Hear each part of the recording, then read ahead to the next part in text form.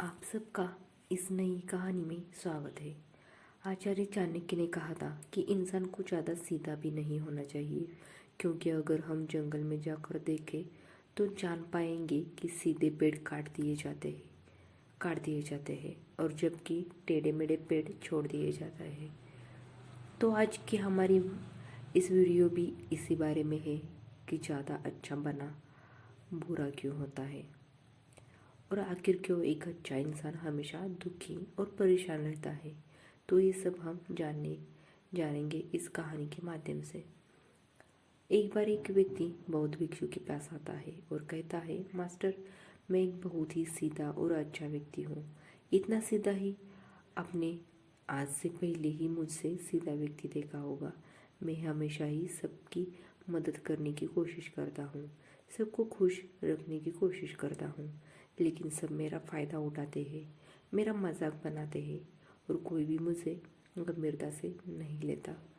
यहाँ तक कि मेरे घर वाले भी मेरी इज्जत नहीं करते, ना ही घर के किसी महत्वपूर्ण काम में मेरी राय लेते हैं।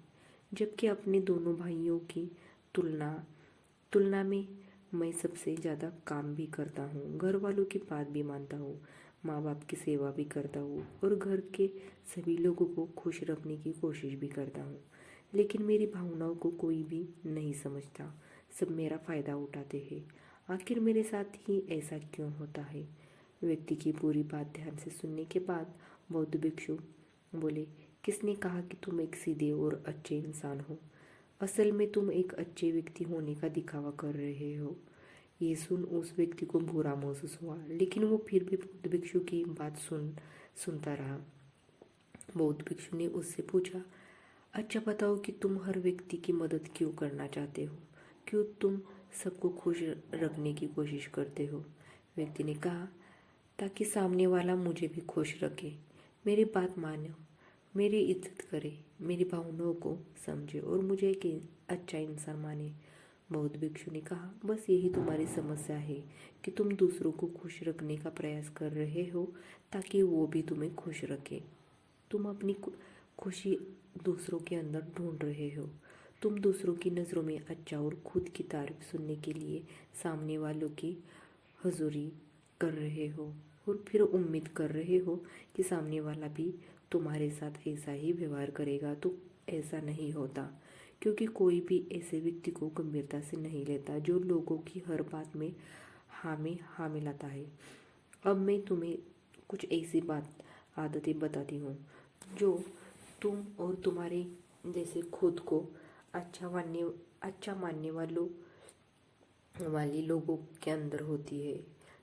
पहली बात, खुद को अच्छा मानने वाले लोग ये दिखाने की कोशिश करते हैं कि वो लोगों का ध्यान रखते हैं, उन्हीं लोगों की चिंता है, इसलिए वो सबकी मदद करने पहुंच जाते हैं, फिर चाहे सामने वाले को उनकी मदद की ज़रूरत हो या ना हो।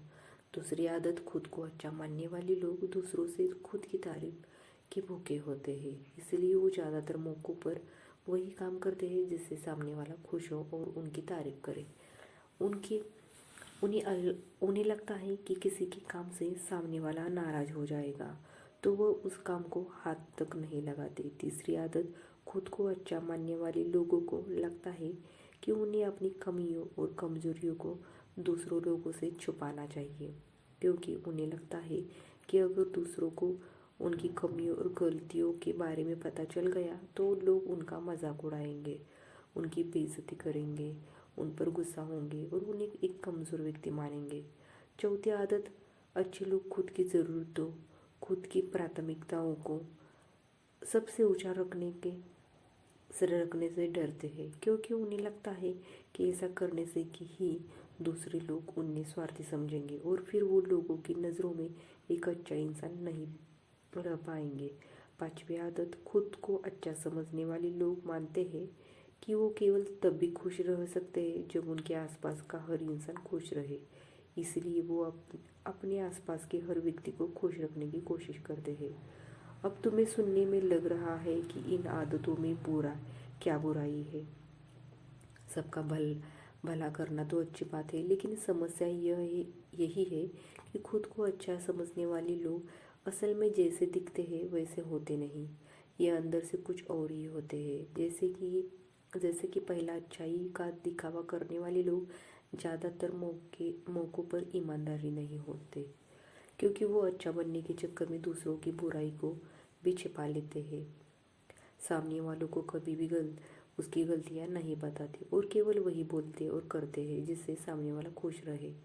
दूसरा, खुद को अच्छा समझने वाले लोग दूसरों को खुश करने के पीछे इतने पागल होते हैं कि वो कई बार ज़रूरी और दूसरों के लिए महत्वपूर्ण बातों और कामों को भी उनसे छिपा कर रखते हैं और उन्हें बताते नहीं, ताकि सामने वाला उनसे खुश रहे। तीसरा तीसरा अच्छे लोग अपनी ज़रूरतों और कामों को महत्व नहीं देते, इसलिए ये दूसरों से सीधे अपना काम करवाने से घबराते हैं, जिसकी वजह ये दूसरों लोगों के साथ चालाकी करने की कोशिश करते हैं अपने ज़रूरी कामों को करवाने के लिए भी, जैसे कि सामने वाले की चापलूसी करना या फिर उसके किसी काम के बहाने अपना काम भी कर लेना। चौथा, खुद को अच्छा मानने वाले लोग केवल पानी की उम्मीद से ही कुछ देते हैं। यह इस बात का दिखावा तो है कि यह लोगों की मदद करना चाहते हैं, लेकिन यह मदद सिर्फ इसलिए करते हैं ताकि सामने वाला उनकी तारीफ करे, इन्हें अच्छा इंसान समझे और ज़रूरत पड़ने पर इनकी भी मदद करे।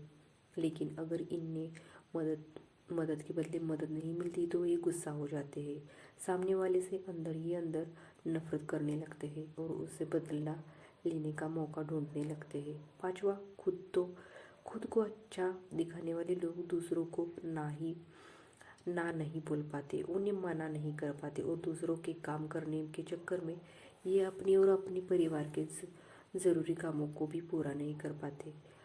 छठा, अच्छे लोगों को लगता है ये सभी उन्हें पसंद करें, सभी इनसे प्यार करें, जिससे दूसरे लोगों को इनका दोस्त बनने या इनके साथ संबंध रखने में दिक्कत होती है, क्योंकि यह हर किसी के सबसे पसंदीदा इंसान बनना चाहते हैं। यह सारी बातें सुनने के बाद उस व्यक्ति ने बुद्ध भिक्षु को कहा, तो आपके कहने का मतलब है कि हम एक अच्छे इंसान न बने बल्कि एक बुरी इंसान बन जाए और लोगों को फ़ायदा उठाए। बौद्ध भिक्षु ने कहा, नहीं, मैं तुम्हें बुरा इंसान बनने के लिए नहीं कह रहा, लेकिन हाँ, तुम्हें बहुत सीधा भी इंसान भी नहीं बनना। अब मैं तुम्हें बताता हूँ एक व्यक्ति को कैसा इंसान बनने का प्रयास करना चाहिए। दोस्तों, इंसानी स्वभाव और उसकी अच्छाई व बुराई के बारे में अगर सबसे ज़्यादा किसी ने बता की है तो वो है अखंड भारत के निर्माता, राजनीति के महापंडित आचार्य चाणक्य, जिन्होंने अपनी किताब चाणक्य नीति में इंसानी स्वभाव और दुनिया भर की तमाम चीज़ों के बारे में सविस्तर से चर्चा की है।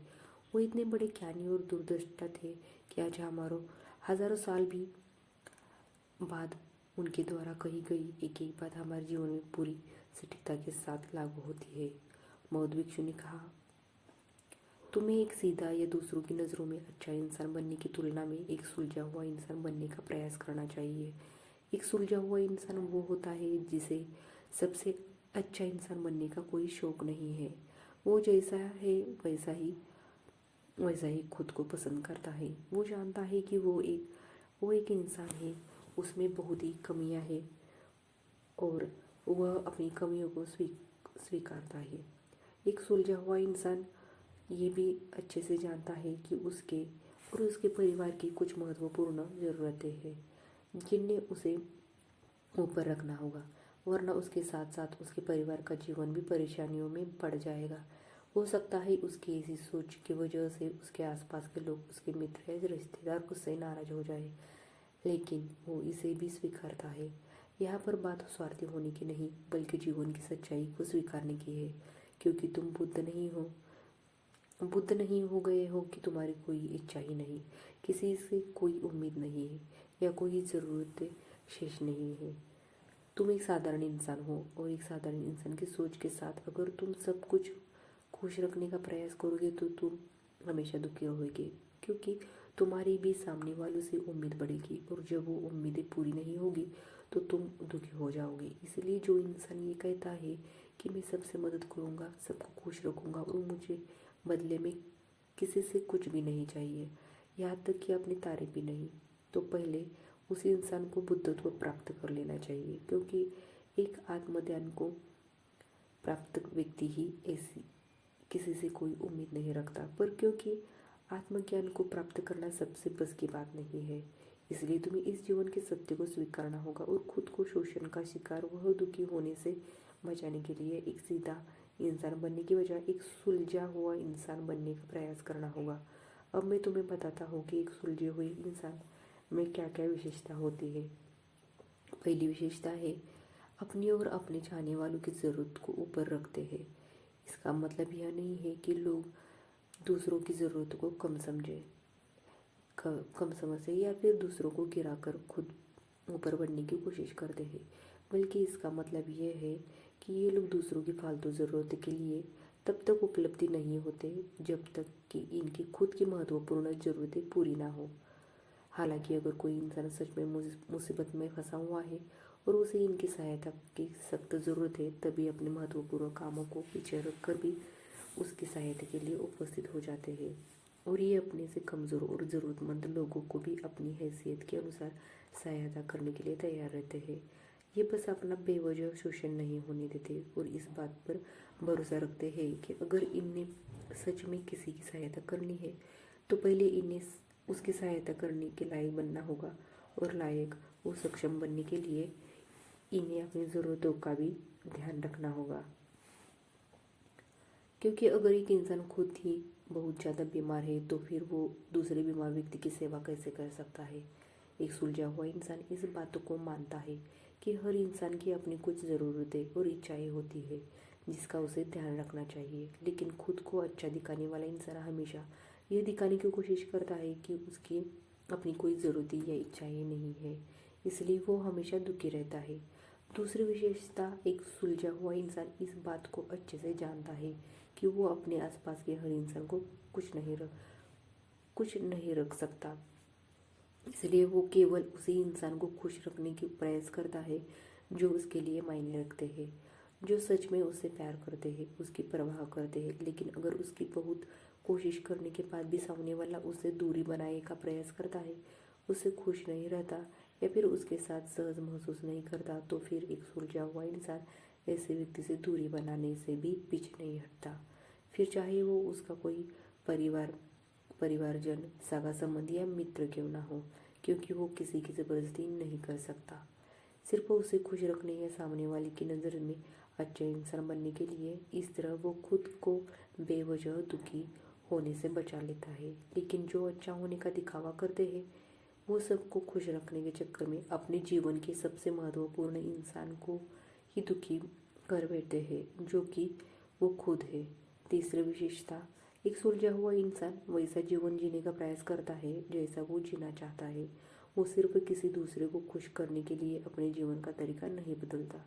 इसका मतलब यह नहीं है कि उनके जीने का तरीका ऐसा है जिससे लोगों को समस्या हो। वो बस दूसरे क्या कहेंगे इस चक्कर में अपना मन मारकर नहीं रहता और खुलकर पूरे जोश और उत्साह के साथ अपना जीवन जीता है।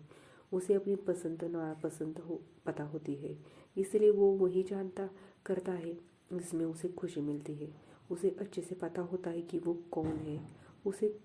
उसे अपने आप पे भरोसा होता है, इसलिए उसे किसी इंसान की छोटी चापलूसी करके खुद को अच्छा दिखाने या खुद की तारीफ सुनने की ज़रूरत नहीं होती। जैन मास्टर ने आगे कहा, अगर तुम अपने जीवन से संतुष्ट नहीं हो तो अपने आप से दो प्रश्न पूछो। पहला, क्या मैं अपने लिए वो ज़िंदगी बना रहा हूँ जो मैं असल में अपने लिए चाहता हूँ, और दूसरा, अगर मैं नहीं बना रहा हूँ तो क्यों नहीं बना रहा।